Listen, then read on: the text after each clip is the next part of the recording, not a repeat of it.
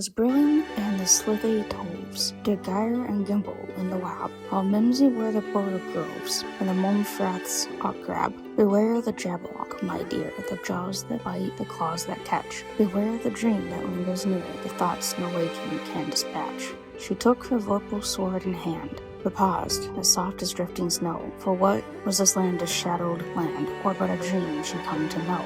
He left dead, and with his head he went galumphing back once more. Yet still the echo filled her bed, but Togi would the ancient roar. And hast thou slain the Jabberwock? Come to my arms, my beamish child. But faint the voice like ticking clock, like something lost, yet softly smiled. A boat beneath a sunny sky, lingering onward, dreamlike still. Was it truth that wandered by, or fancy bending to her will? Or a dreamer drifting far away, what hand shall guide thy fragile sight? For all our days are but as they are, a tale that fades into the night. 'Twas brilliant still, or was it not? The world dissolved, the voices fled, the Jabberwock, the fight, the thought, all dancing lightly in her head. Life, what is but a dream? What if one of the strangest poems ever written was actually just a dream?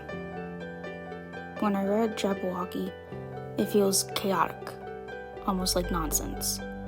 Strange words, creatures that don't make sense, a battle that feels unreal. But then when I started thinking, what if it was never meant to make sense? It is Alice, after all.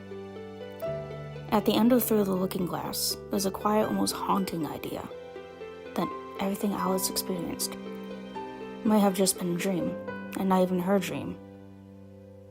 That's when it clicked.